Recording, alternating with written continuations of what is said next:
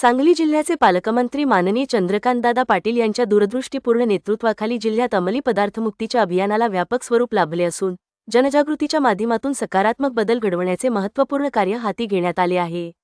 या अभियानांतर्गत जिल्ह्यातील प्राथमिक माध्यमिक शाळा आणि महाविद्यालयांमध्ये विद्यार्थ्यांसाठी विशेष स्पर्धांचे आयोजन करण्यात आले होते।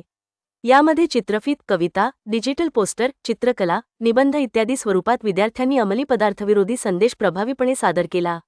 जिल्हाभरातून मिळालेला उत्स्फूर्त प्रतिसाद आणि तरुणाईचा सहभाग हे या मोहिमेचे यश अधोरेखित करणारे ठरले आहे। स्पर्धेतील विजेत्यांना पारितोषिक प्रदान करून त्यांचा गौरव करण्यात आला। याचबरोबर अंमली पदार्थविरोधी लढ्यात उल्लेखनीय कार्य करणाऱ्या कर्तव्यदक्ष पोलीस अधिकारी व कर्मचाऱ्यांचा सन्मान करण्यात आला। त्यांचा हा सन्मान सामाजिक बांधिलकीच्या जाणीवेचा अभिमानास्पद क्षण ठरला। कार्यक्रमाला जिल्हाधिकारी अशोक काकडे, महापालिका आयुक्त सत्यम गांधी, जिल्हा परिषदेच्या मुख्य कार्यकारी अधिकारी तृप्ती दोडमिसे, जिल्हा अप्पर पोलीस अधीक्षक रितू खोखर, तसेच मोहन गायकवाड, राजेसाहेब लोंढे, मेघना जोशी यांच्यासह अनेक मान्यवरांची उपस्थिती लाभली। पालकमंत्री चंद्रकांतदादा पाटील यांच्या नेतृत्वाखाली सुरू असलेल्या या अभियानामुळे सांगली जिल्हा केवळ अंमली पदार्थमुक्त होण्याच्या दिशेने वाटचाल करत नाही, तर सामाजिक परिवर्तनाचा नवा आदर्शही घालून देत आहे।